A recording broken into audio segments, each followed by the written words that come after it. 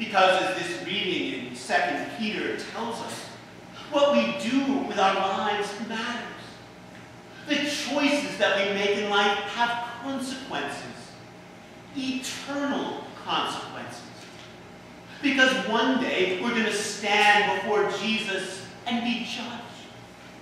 One day we're going to stand before Jesus and be judged on what we've done with our lives.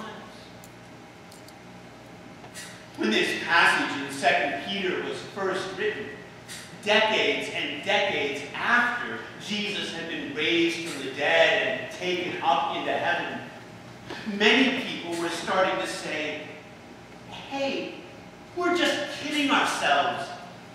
Jesus isn't coming back. There's not going to be any judgment day. Look at how many years have gone by since Jesus went into heaven, and he still hasn't returned. Let's stop fooling ourselves.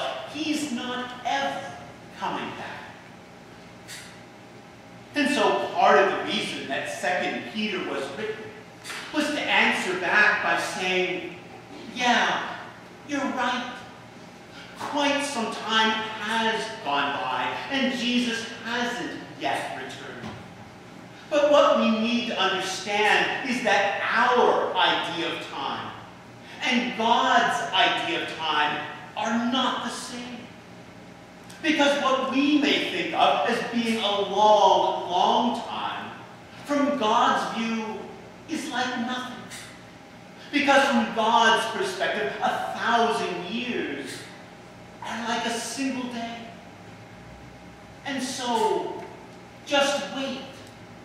Because at the right time, at the time that God decides, Jesus will return. The problem, though, is that's not necessarily what we want to hear. That's not necessarily what we want to hear, because for most of us, we don't want to be told that we need to wait. It's like the fellow who said he discovered the smallest unit of time that exists.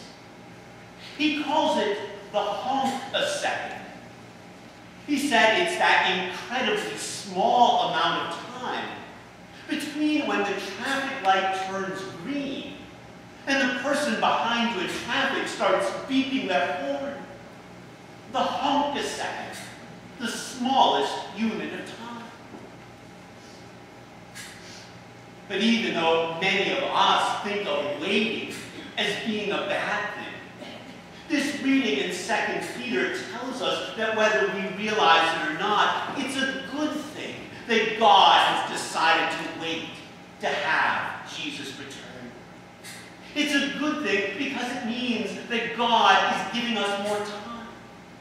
It means that God is being patient with us and is giving us more time to change our lives to the way that they ought to, so that when Jesus finally does return, we can be ready. And so what we're invited to do is to look at each day, at each week, at each month, at each year as being a gift, from God. And so today is not just December 7th, 2008. No, today is December 7th, 2008 AD. Some people, though, mistakenly think that the letters AD stand for after death, as though the number of the year was the number of years since it's been since Jesus died on the cross. But of course, that's not what AD stands for. Instead, the letters AD stand for the two Latin words Anno Domini, which mean in the year of our Lord. And so when we say that this is 2008 AD, Anno Domini, we're saying that it's not just another year. It's not just another orbit that our planet Earth is making around the sun. Rather, this is another year that our Lord is graciously giving to us. It's another year that our Lord is giving to us in the hope that we'll use that time wisely to prepare ourselves for that day that one day will come when Jesus will return. And we'll be judged based on what we've done with the time that God has given us. When that day finally does come, will you be ready? When that day finally does come, will you look forward to it with a sense of excitement? As the time when Jesus will look back over your life, and with a smile on his face, he'll say, "Well done,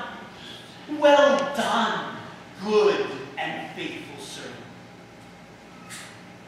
Or when that day finally comes, will you look forward to it with a sense of fear and dread?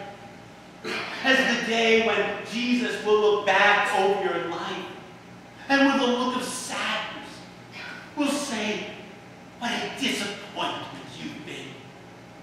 I gave you so very much.